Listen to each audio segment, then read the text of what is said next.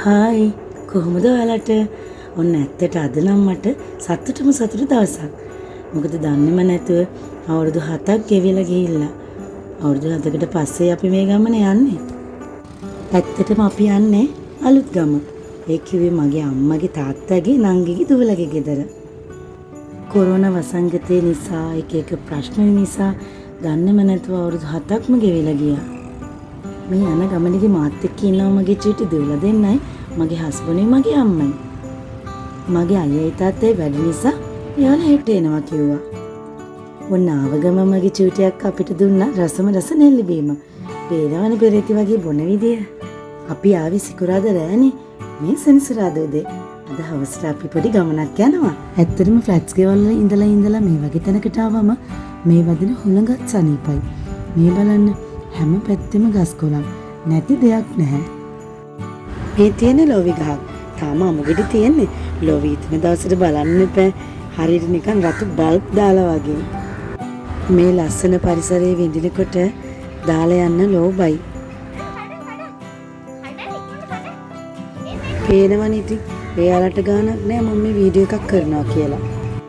ඇත්තටම මෙයා මෙතනදී ගොඩක් සතුටින් ඉන්නේ නාරං කන්න හම්බෙන නිසා නෙමෙයි.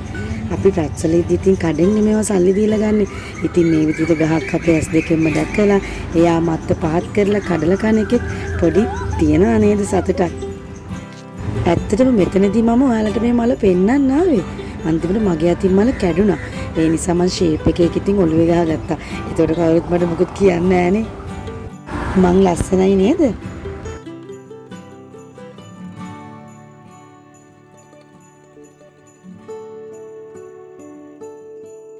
මේ බලන්නකෝ කවුද මේ කුරුල්ලෑලේ බත් කන්න ඇවිල්ලා තියෙන්නේ කියලා. මේ ඉන්නේ කොහා? හරියට කාක්කෙක් වගේ නේද? මෙයාගේ ඇස් දෙක රතු පාටයි.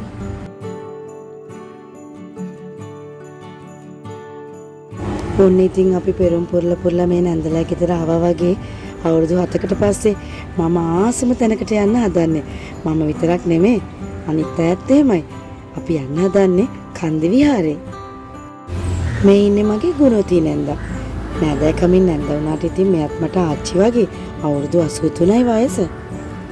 මේ බලන්නකෝ අපි පල්ලෙහා ඉද්දි මේ බුදු පිළිමේ පේන ලස්සන. මෙතන පුංචි කන්දක් වගේ.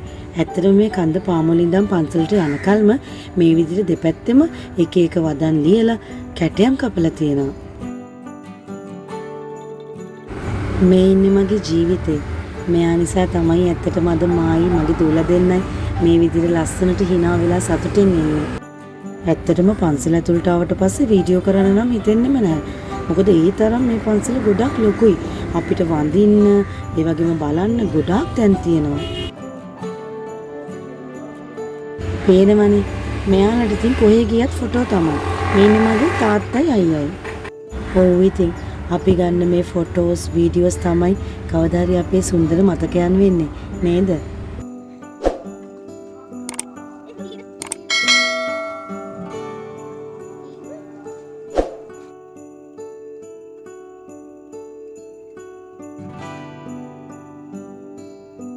පන්සලේදී මම වැඳපු හැම වෙලේම ඔයාලටත් සතුටින් නිරෝගීව හැමදාම ඉන්න ලැබෙන්න ඕන කියලා ප්‍රාර්ථනා කළා. සාදු සාදු සාදු. ඇත්තටම ඔයාලා මේ අලුත්ගම කන්ද විහාරයට ආවේ නැති අය නම් අනිවාර්යයෙන්ම ඇවිල්ලා වැඳ පුදාගෙන යන්න.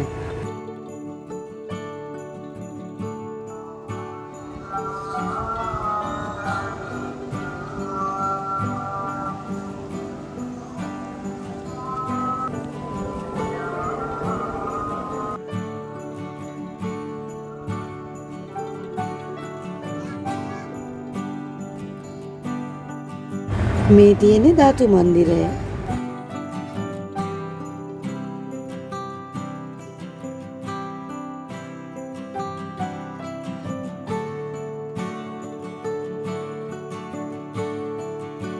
ඇත්තටම අපි පැය ගාණක් පන්සලේ හිටියා. මේ බලන්න රැත් වෙලා වැඳ පුදා ගත්තා වගේම පන්සලේ ලස්සනත් අපි රස වින්දා.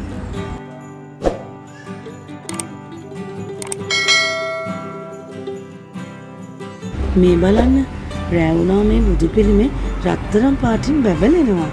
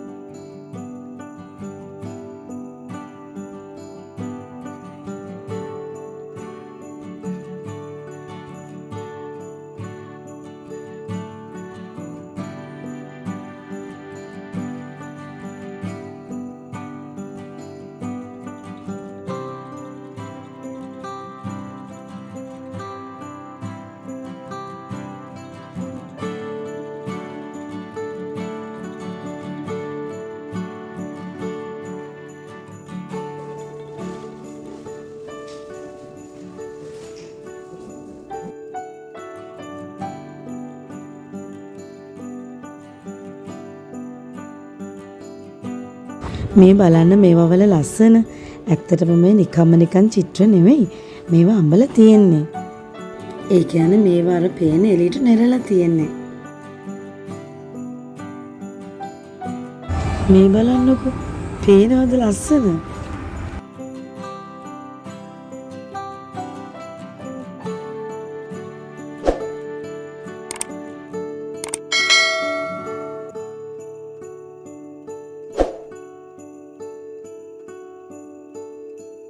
මේ බලන්න මේ තියෙන අර බුදු පිළිමේ තියෙන තැනට යටපැත්ත. අපිට මේ පඩි වලින් මේ බුදු පිළිමේ ඇතුලේ උඩට යන්න පුළුවන්. ඇත්තටම තවත් රෑ වැඩි වෙන හින්දා අපි නම් ගියේ නැහැ. දැක්කද බුදු පිළිමේ ළඟටම ගිහිල්ලා උඩ බැලුවම ලස්සනට හඳ පායලා තියෙනවා බුදු පිළිමේ ළඟින්ම. ඔන්න දැන් වෙලාව ඇවිල්ලා තියෙන්නේ පන්සලෙන් ආපහු ගෙදර යන්න. hina වෙලා හිටියට හිතේ පුංචි දුකකුත් තියෙනවා.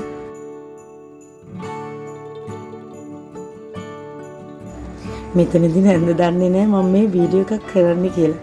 එයා හිතන්නේ ෆොටෝ එකක් ගන්නවා කියලා. අනේ ඉතින් අපි හැමෝම මැරෙන මිනිස්සුනේ. ඒ නිසා ජීවත් වෙලා ඉන්නකල් මේ වගේ ආදරෙන් සතුටෙන් ඉන්න. කිසිම වයස් ભેදයක් නැතුව හැමෝම එක වගේ ඉන්න. ඔන්න මේ ඉරිදා උදේම මගේ චූටි චූටි වුණා මම වගේ වීඩියෝ එකක් කරන්න. අද අපි ගෙදර යන නිසා නැන්දලා අපිට ගෙනියන්න ගොඩක් දේවල් ඈස්ති කළා. මේ තියෙන්නේ උගස්.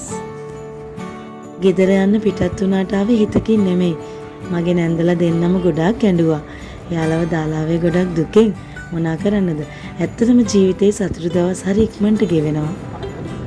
ඒ එන මගදිකට ඉතින් කරවල කඩ ගොඩාක් හම්බුණා. අපි ඉතින් කරවල ටිකකුත් ගත්ත ගෙදර ගේන්න. ඊළඟට මට තැඹිලි බොන්න නැවතුණා. මගේ දූල නම් බිමේ පැණි දොඩම් බීම. පේනව නේද? එයාලට නම් ගෙදර යන කිසිම උවමනාවක් නැහැ. අපි ඉතින් අම්මලා තාත්තලා වුණාට පස්සේ දරුවන්ගේ සතුට නේද අපේ මුළු ලෝකෙම වෙන්නේ.